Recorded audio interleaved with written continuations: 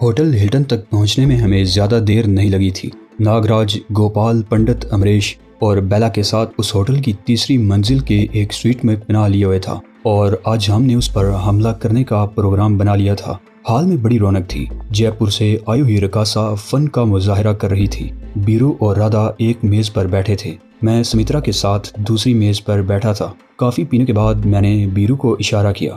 وہ رادھا کے ساتھ اٹھ کر اوپر جانے والے زینے کی طرف چلا گیا۔ اس کے 5 منٹ بعد میں اور سمترا بھی اٹھ کر لابی میں آ گئے اور لفٹ میں سوار ہو کر چوتھی منزل پر پہنچ گئے۔ وہاں سے سیڑھیوں کے ذریعے تیسری منزل پر آ گئے اور پھر ٹھیک اس وقت دوسری لفٹ کا دروازہ کھلا۔ 2 آدمی باہر نکلے۔ دونوں کے ہاتھوں میں کاراکوف رائفلیں تھیں۔ لفٹ سے نکلتے ہی انہوں نے ہمیں رائفلوں کی زد پر لے لیا اور ہمیں دھکیلتے ہوئے دوبارہ لفٹ میں گھس گئے۔ چھٹی منزل پر ہم لفٹ سے باہر نکلے۔ اس دوران ان میں سے ایک آدمی میری تلاشی لے کر میرا پستول اپنے قبضے میں کر چکا تھا۔ راہداری سنسان پڑی تھی۔ وہ ہمیں لے کر آخری دروازے کے سامنے رک گئے۔ ہلکی سی دستک دیتے ہی دروازہ کھل گیا اور پھر اندر داخل ہوتے ہی میرے منہ سے گہرا سانس نکل گیا۔ رادھا اور پنڈت بھی ایک طرف کھڑے تھے۔ انہیں بھی ایک آدمی نے کاراکوف کی زد پر لے رکھا تھا۔ میری سمجھ میں نہیں آ رہا تھا کہ گڑبڑ کہاں ہوئی تھی۔ انہوں نے ہمیں کیسے پہچان لیا تھا؟ یہاں جو کچھ بھی ہو رہا تھا اس سے تو لگتا تھا جیسے یہ لوگ پہلے ہی سے ہمارے استقبال کے لیے تیار کھڑے تھے۔ ہمیں بھی پنڈت بیرو اور رادھا کے ساتھ کھڑا کر دیا گیا۔ پنڈت بیرو کی حالت ایسی تھی جیسے مرنے سے پہلے ہی جان نکل رہی ہو۔ خوف کی شدت سے اس کا چہرہ بالکل سفید ہو رہا تھا۔ رادھا اور سمترا کی حالت بھی اس سے کچھ زیادہ مختلف نہیں تھی۔ میرا دل بھی کانپ رہا تھا لیکن میں ایسا خوف زدہ نہیں تھا کہ مرنے سے پہلے ہی مر جاؤں۔ تقریباً 2 منٹ بعد ایک وزنی دروازہ کھلا اور ناگراج برآمد ہوا۔ اس کے ساتھ بیلا بھی تھی۔ دونوں کے ہونٹوں پر مسکراہٹ تھی۔ ناگراج کے گلے میں سیاہ رنگ کا ایک ناگ لہرا رہا تھا۔ تم بہت ہمت والے ہو، ناگراج میری طرف دیکھتے ہوئے بولا، لیکن کہیں نہ کہیں پہنچ کر تو ہمت جواب دے ہی جاتی ہے۔ تم نے میرے سارے آدمیوں کو ایک ایک کر کے ختم کر دیا مگر آج تم میرے قبضے میں آ گئے ہو اور میرے لیے یہ سودا مہنگا نہیں ہے۔ وہ چند لمحوں کو خاموش ہوا، پھر بولا، تم نے مجھے تباہ کرنے میں کوئی کسر نہیں چھوڑی۔ مجھے اپنی ساکھ بحال کرنے میں برسوں لگ جائیں گے لیکن مجھے افسوس ہوگا کہ وہ سب کچھ دیکھنے کے لیے تم زندہ نہیں رہو گے۔ میں تمہارے ہی آدمیوں کے ذریعے تمہاری قوم پر ایسا عذاب نازل کروں گا، تاریخ بھی اسے نہیں بھول سکے گی۔ بہرحال میرے پاس زیادہ وقت نہیں ہے۔ سب سے پہلے میں تمہارے سامنے تمہارے ان ساتھیوں کو وہ انجیکشن دوں گا جو انہیں تڑپا تڑپا کر ختم کریں گے۔ یہ میرا آخری تجربہ ہوگا اور اس کے بعد ان کی پروڈکشن شروع ہو جائے گی۔ گوپال پنڈت امریش کے ساتھ اس دروازے سے برآمد ہوا۔ ناگراج کے اشارے پر پنڈت امریش نے رادھا کو گرفت میں لے لیا۔ خوف کی شدت سے رادھا نیم جان ہو رہی تھی۔ وہ چیختے ہوئے اپنے آپ کو چھڑانے کی کوشش کرنے لگی مگر پنڈت امریش کی گرفت میں وہ چڑیا کی طرح پھڑپھڑا کر رہ گئی۔ گوپال انجیکشن لے کر آگے بڑھا۔ اس نے نیڈل رادھا کے پیٹ میں پیوست کر کے پسٹن دبا دیا۔ رادھا چیخ اٹھی۔ گوپال نے نیڈل ایک جھٹکے سے باہر کھینچ لی۔ ایک لمحہ کو یوں لگا جیسے رادھا پرسکون ہو گئے ہو مگر اس کی آنکھوں میں وحشت بھری ہوئی تھی۔ پنڈت امریش نے رادھا کو چھوڑ دیا۔ رادھا ایک لمحہ کو بے حس و حرکت کھڑی رہی، پھر یوں لگا جیسے اس کے جسم میں تناؤ پیدا ہو رہا ہو۔ چہرے سے کرب و اذیت کے تاثرات ابھرنے لگے اور پھر اس کے منہ سے خوفناک چیخ نکلی۔ وہ دوہری ہوتی چلی گئی اور دوسرے ہی لمحہ وہ تقریباً 1 فٹ اوپر اچھلی جیسے بجلی کا زوردار جھٹکا لگا ہو۔ رادھا ایک بار پھر اچھلی۔ میں پھٹی پھٹی سی نظروں سے رادھا کو دیکھ رہا تھا۔ میرا دل اس وقت جیسے کن پٹیوں میں دھڑک رہا تھا۔ میں نے آنکھیں بند کر لیں۔ میرے رونگٹے کھڑے ہو گئے۔ گردن پر کن کھجورے سے رینگتے ہوئے محسوس ہونے لگے۔ میں اپنی جگہ پر بے حس و حرکت کھڑا پھٹی پھٹی سی نظروں سے رادھا کی طرف دیکھ رہا تھا جو اس طرح جھٹکے کھا رہی تھی جیسے اس کے بدن میں رہ رہ کر 1000 وولٹ کا کرنٹ دوڑ رہا ہو۔ اس کے ساتھ ہی اس کے منہ سے بڑی خوفناک چیخیں نکل رہی تھی۔ میں نے پنڈت بیرو اور سمترا کی طرف دیکھا۔ پنڈت بیرو کی حالت تو ایسی تھی جیسے وہ کھڑے کھڑے گر جائے گا۔ اس نے یہ خوفناک منظر پہلی مرتبہ دیکھا تھا۔ اس نے کئی سال پہلے مندر پر قابض ہونے کے لیے لوگوں پر بہت ظلم کیے تھے، اپنے مخالفین کو اذیتیں دے دے کر ہلاک کیا تھا۔ اس نے بھی دوسروں کی بے بسی پر کہے لگائے تھے، ان کے تڑپنے کا تماشا دیکھا تھا، ان کے شریر کو گائل کر کے خوش ہوتا رہا تھا، لیکن اذیت رسانی کا یہ طریقہ آج اس نے پہلی مرتبہ دیکھا تھا۔ خوف نے اس کے پورے وجود کو لپیٹ میں لے لیا تھا کیونکہ وہ جانتا تھا کہ کچھ دیر بعد اس کے ساتھ بھی یہ سب کچھ ہونے والا ہے اور خوف شاید اس کے روم میں بھر گیا تھا۔ اور پھر اس کی پتلون اوپر سے نیچے تک گیلی ہوتی چلی گئی۔ پیشاب اس کی پتلون اور جوتے کو تر کرتا ہوا فرش پر بچھے ہوئے قالین کا بھی بیڑا غرق کرنے لگا۔ انتہائی نازک اور سنگین صورتحال ہونے کے باوجود میں دل ہی دل میں مسکرائے بغیر نہیں رہ سکا تھا۔ یہ زندگی بھی عجیب چیز ہے۔ زن، زر اور زمین، یہی تینوں چیزیں زندگی کا محور ہیں۔ دنیا کی ابتدا سے اب تک جو کچھ بھی ہوتا آیا ہے، اس کی بنیاد یہی تینوں چیزیں رہی ہیں۔ دوسروں کو تشدد کا نشانہ بنا کر اور اذیتیں دے کر ہلاک کرنے میں کوئی آر نہیں سمجھا جاتا۔ بعض اوقات تو خوشی کے شادیانے بجائے جاتے ہیں، کسی اور کی زندگی کا چراغ گل کرتے ہوئے کوئی افسوس یا دکھ نہیں ہوتا۔ لیکن جب بات اپنی زندگی کی ہو، خطرات اپنی طرف بڑھتے نظر آئیں تو خوف کے مارے پیشاب خطا ہو جاتا ہے، اور یہی کیفیت اس وقت پنڈت بیرو کی تھی۔ میری نظریں سمترا کی طرف اٹھ گئیں۔ اس کی حالت اپنے گرو سے زیادہ ابتر تھی۔ اس حسین اور نوعمر گوپی نے زندگی میں صرف عیش ہی دیکھے تھے۔ اس قسم کی صورتحال سے کبھی سامنا نہیں ہوا ہوگا کہ دوسروں کو تڑپتے ہوئے دیکھا جائے اور ذہن میں یہ خیال بھی ہو کہ وہ خود بھی اس انجام سے دوچار ہونے والی ہے۔ اس کا چہرہ بالکل سفید ہو رہا تھا، جیسے سارا خون کسی انجانی اور اندیکھی قوت نے نچوڑ لیا ہو۔ اس کی آنکھیں ہولے ہولے کانپ رہی تھیں اور لگتا تھا کہ اب گری کہ تب گری۔ میرا خیال درست نکلا۔ اس کی ٹانگوں میں کھڑے رہنے کی سکت نہیں رہی تھی۔ وہ آہستہ آہستہ نیچے جھکتی چلی گئی۔ میں ایک بار پھر رادھا کی طرف دیکھنے لگا۔ وہ قالین پر پڑی بار بار جھٹکے کھا کر گیند کی طرح اچھل رہی تھی۔ اس کا جسم بھی چاقو کی طرح دوہرا ہو جاتا اور کبھی وہ بالکل سیدھی ہو جاتی اور تشنج کی طرح پورے جسم میں اس قدر شدید تناؤ ہوتا، لگتا جیسے اس کی کھال پھٹ جائے گی۔ اس وقت وہ اوندھی پڑی تھی۔ ایک زوردار جھٹکے سے تقریباً 1 فٹ اوپر اچھلی اور نیچے گر کر سیدھی ہو گئی۔ اب اس کے منہ سے چیخیں نہیں نکل رہی تھی، مگر ایک اور چیز دیکھ کر میں کانپ اٹھا۔ کئی روز پہلے میں نے ناگراج کے چیلے روی پنڈت کو بھی اسی انجیکشن سے اس طرح جھٹکے کھا کر اور تڑپتے ہوئے مرتے دیکھا تھا۔ موت بھی بڑی اذیت ناک اور دوسروں کے لیے عبرت ناک تھی، مگر رادھا اس وقت جس کیفیت سے دوچار تھی، اس نے مجھے تڑپا کر رکھ دیا۔ رادھا کے منہ، ناک اور کانوں سے خون بہنے لگا تھا۔ اس کے چہرے پر شدید تناؤ پیدا ہو رہا تھا۔ آنکھیں حلقوں سے ابلی پڑ رہی تھی۔ تڑپنے اور جھٹکے کھانے کے دوران رادھا نے اپنی قمیص بھی پھاڑ دی تھی۔ اس کے سینے کا بیشتر حصہ اور پیٹ برہنہ تھا۔ پورے جسم کی کھال کھینچ رہی تھی اور پھر اس کی کھال چٹکنے لگی اور اس طرح دراڑیں پڑنے لگی جیسے برسوں سے قحط سالی کا شکار بنجر اور خشک زمین چٹک رہی ہو۔ میری مٹھیاں بچ گئیں، دانت کچکچانے لگے۔ ناگراج، میں گن مینوں کی پرواہ کیے بغیر چیختا ہوا اس کی طرف لپکا۔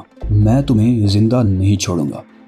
ایک گن مین نے بڑی تیزی سے آگے بڑھ کر کاروکوف رائفل کا دستہ میرے سینے پر رکھ دیا۔ گرو سے دور رہو ورنہ گولیوں سے چھلنی کر دوں گا۔ ضرب خاصی زوردار تھی، یوں لگا جیسے میری کوئی پسلی ٹوٹ گئی ہو۔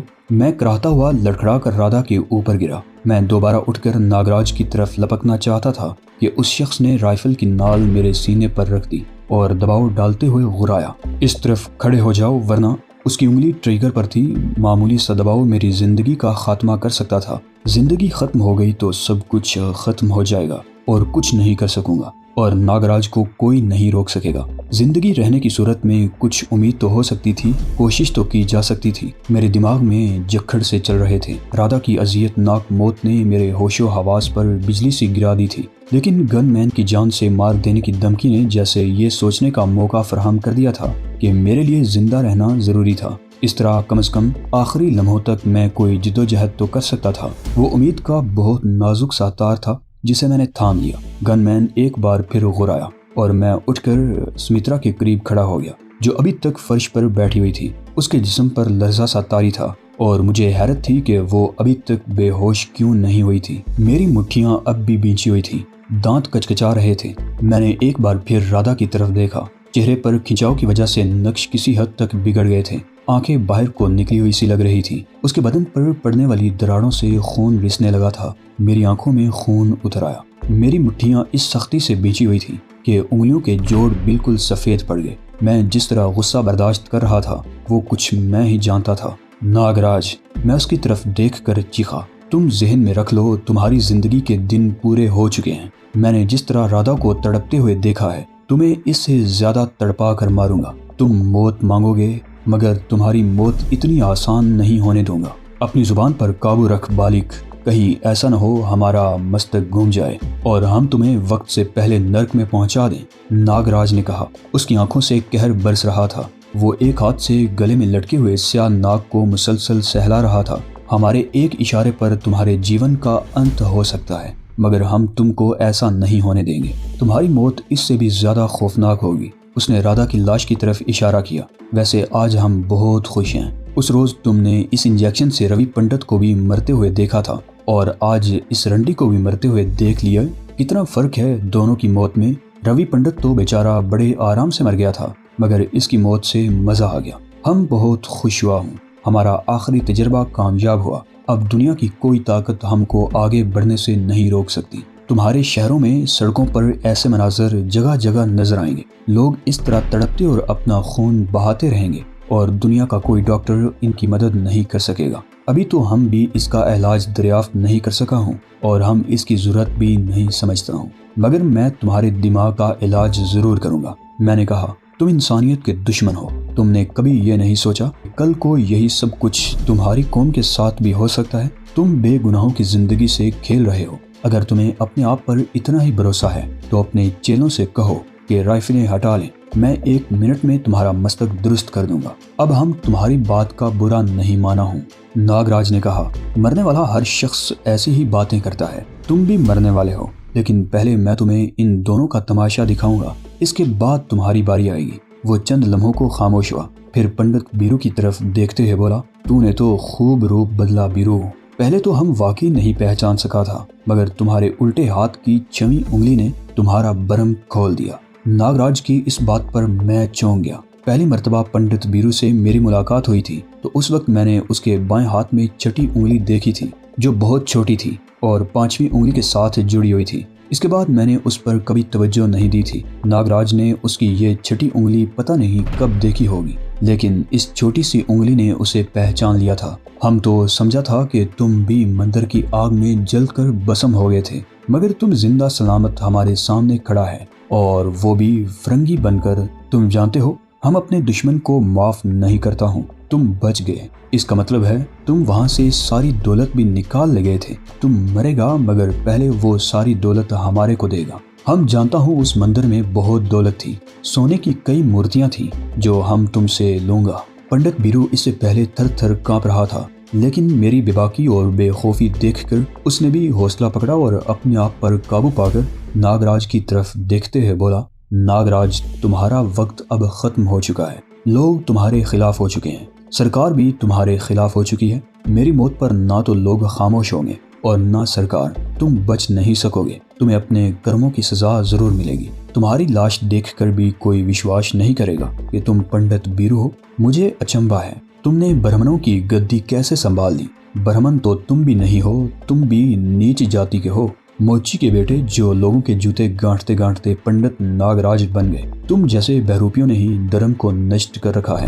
بیرو نے بھی ترکی بترکی جواب دیا۔ یہاں ایک نئی بحث شروع ہو گئی تھی اور اس میں شبہ نہیں کہ ہندوستان میں ذات پات کو بڑی اہمیت دی جاتی تھی۔ نچلی ذات کے ہندوؤں کو اونچی ذاتوں والے قریب نہیں پھٹکنے دیتے تھے۔ برہمنوں کو ہندوؤں میں اعلیٰ ترین ذات سمجھا جاتا تھا۔ دھرم کی ٹھیکیداری بھی انہی کے پاس تھی، مندروں پر انہی کے قبضے تھے۔ لیکن بیرو اور ناگراج جیسے تیلی، موچی، چمار اور دوسری نچلی ذاتوں کے لوگ بھی اس گنگا میں ڈبکیاں لگا رہے تھے۔ ابھی ہم تیرے کو بتاؤں گا کہ دھرم نشٹ کون کر رہا ہے، ناگراج نے کہا۔ پہلے اس چھوکریا کو انجیکشن لگاؤں گا اور پھر تم سے ہم یہ پوچھوں گا کہ وہ دولت کہاں چھپائی ہے۔ اس کے ناگراج کا جملہ مکمل نہیں ہو سکا۔ چھناکے کی ایک زوردار آواز ابری جس نے ہم سب کو چونکا دیا۔ اس کمرے کی کھڑکیاں سڑک کی طرف تھیں۔ چھناکے کی آواز سے پہلے ایسی آواز بھی سنائی دی تھی جیسے پستول یا ریوالور سے گولی چلائی گئی ہو۔ بیلا اور پنڈت امریش تیزی سے دوسرے کمرے میں چلے گئے۔ کھڑکی کا وہ شیشہ گولی کی آواز سے ہی ٹوٹا تھا۔ وہ گولی کس نے چلائی تھی، کہاں سے آئی تھی؟ آسمان سے گری تھی یا کوئی فرشتہ فائرنگ کرتا ہوا ہوٹل کی اس چھٹی منزل کے سامنے سے گزر گیا تھا؟ بہرحال قسمت نے مجھے ایک موقع فراہم کر دیا تھا۔ چھناکے کی آواز سے سبھی اس طرف متوجہ ہو گئے تھے۔ شیشے کا ایک ٹکڑا اس گن مین کے ہاتھ پر لگا تھا جو کھڑکی کے قریب کھڑا تھا۔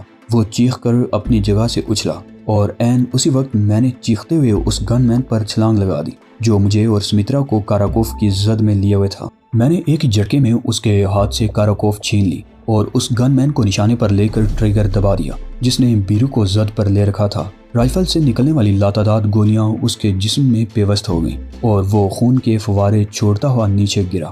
میں نے رائفل کا رخ تیسرے گن مین کی طرف کر دیا جس کے ہاتھ پر شیشے کا ٹکڑا لگا تھا، وہ بھی آن کی آن میں ڈیر ہو گیا۔ رائفل اس کے ہاتھ سے نکل کر کھڑکی سے باہر جا گری۔ ناگراج واقعی بہت چالاک آدمی تھا۔ اس نے غالباً 1 سیکنڈ کے 1000ویں حصے میں صورتحال کا اندازہ لگا کر اس دروازے کی طرف چھلانگ لگا دی جہاں سے پہلے وہ برآمد ہوا تھا۔ اس نے اندر گھستے ہی دروازہ بند کر لیا۔ دوسرے گن مین کی رائفل ایک طرف گری ہوئی تھی۔ گوپال نے بھی پہلے ناگراج کے پیچھے چھلانگ لگانے کی کوشش کی تھی مگر ناگراج دروازہ بند کر چکا تھا۔ سرنج ابھی تک گوپال کے ہاتھ میں تھی جسے اس نے ایک طرف پھینک دیا اور قالین پر پڑی ہوئی گن کی طرف چھلانگ لگا دی، مگر اسی لمحے پنڈت بیرو بھی جیسے ہوش میں آ گیا۔ اس نے بڑی تیزی سے آگے بڑھ کر گوپال کی کھوپڑی پر ٹھوک کر رسید کر دی۔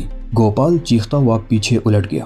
پنڈت بیرو نے اسے سنبھلنے کا موقع نہیں دیا اور اس پر ٹھوکریں برسانے لگا۔ وہ گن مین جس سے میں نے رائفل چینی تھی سمترا کی طرف جھپٹا۔ شاید وہ اسے گرفت میں لے کر اپنی ڈال بنانا چاہتا تھا، لیکن میں نے اسے سمترا تک پہنچنے کا موقع نہیں دیا۔ میری رائفل سے نکلنے والی گولیوں کی بوچھاڑ نے اسے راستے ہی میں ڈیر کر دیا تھا۔ میں نے سمترا کی طرف دیکھا، وہ اوندھی پڑی ہوئی تھی، دونوں ہاتھ سر پر رکھے ہوئے تھے اور بری طرح چیخ رہی تھی۔ سمترا، سنبھالو اپنے آپ کو۔ میں چیختا ہوا اندر والے دروازے کی طرف لپکا۔ دروازہ شاید اندر سے لاک کر دیا گیا تھا۔ میں نے لاک پر رائفل کی نال رکھ کر ٹرائگر دبا دیا اور زوردار ٹھوکر ماری۔ دروازہ کھل گیا۔ میں نے ایک نظر پنڈت بیرو کی طرف دیکھا جو اب بھی گوپال پر ٹھوکریں برسا رہا تھا۔ میں رائفل تان کر دوسرے کمرے میں داخل ہو گیا۔ یہ بیڈ روم تھا جو خالی تھا، البتہ دائیں طرف ایک اور دروازہ تھا، اسے بھی رائفل کی گولی سے کھولنا پڑا۔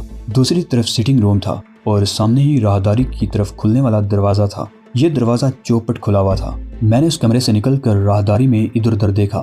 دائیں طرف سامنے والی رو کے ایک کمرے کا دروازہ کھلا ہوا تھا اور ایک عورت باہر جھانک رہی تھی۔ مجھے دیکھ کر اس نے دروازہ بند کرنے کی کوشش کی مگر میں پہلے ہی اس کے قریب پہنچ گیا اور دروازے میں پیر پھنسا دیا۔ اس دروازے سے ایک آدمی نکلا تھا، وہ کدھر گیا؟ میں نے چیخ کر پوچھا۔ او اس طرف۔ عورت نے ہکلا کر ایک طرف اشارہ کیا۔ میرا پیر ہٹتے ہی اس نے دروازہ دڑ سے بند کر دیا۔ اس طرف راہداری کے اختتام پر مختصر سی لابی اور لفٹس تھی، ان سے ذرا ہٹ کر نیچے جانے کے لیے زینہ تھا۔ میں لفٹوں کی طرف دوڑ پڑا لیکن نصف راستے میں رک گیا۔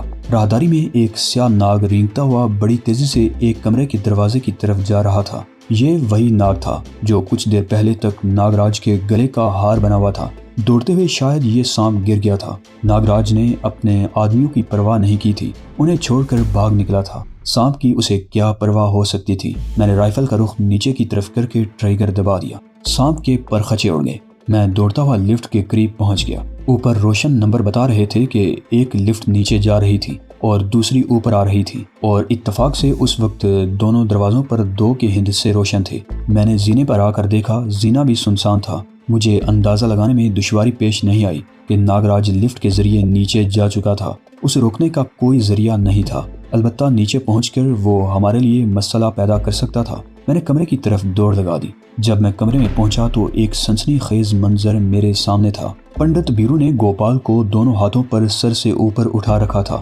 گوپال بری طرح چیخ رہا تھا۔ پنڈت بیرو نے چکر کاٹتے ہوئے اسے سر کے اوپر گھمایا اور پھر کھڑکی کی طرف اچھال دیا۔ ایک زوردار چھناکا ہوا اور گوپال کھڑکی توڑتا ہوا باہر کی تاریکی میں غائب ہو گیا۔ فضا میں گونجنے والی اس کی آخری چیخ بڑی خوفناک تھی۔ پنڈت بیرو نے قالین پر پڑی ہوئی رائفل اٹھا لی اور پھر ہم دونوں نے سمترا کو باہوں سے پکڑ کر اٹھا دیا۔ وہ خوف سے تھر تھر کانپ رہی تھی۔ اپنے حواس کو قابو میں رکھو سمترا، میں نے اسے جھنجھوڑ دیا۔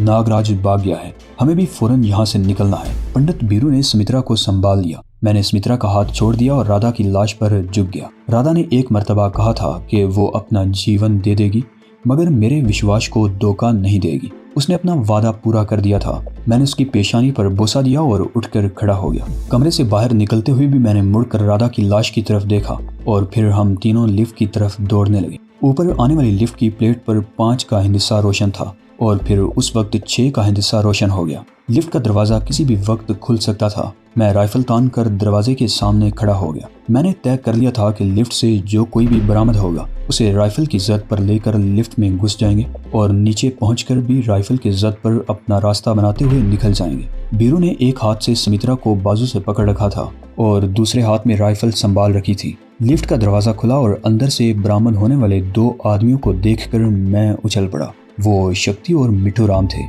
गोली मत चलाना गुरु। शक्ति मुझे देखते ही चीख उठा, लिफ्ट में आ जाओ, जल्दी करो। मिठू राम और शक्ति को देखकर मुझ पर हैरतों के पहाड़ टूट पड़े थे। मेरे दिमाग में धमाके होने लगे, मगर ये सोचने का वक्त नहीं था कि वो लोग यहाँ कैसे पहुंचे थे। मैंने पहले बीरू और सुमित्रा को अंदर दाखिल होने का मौका दिया, फिर खुद भी अंदर घुस गया। शक्ति ने अब भी ऑटोमेटिक दरवाजे को हाथ से रोक रखा था। फिर उसने बाहर गर्दन निकाल कर इधर उधर झांका।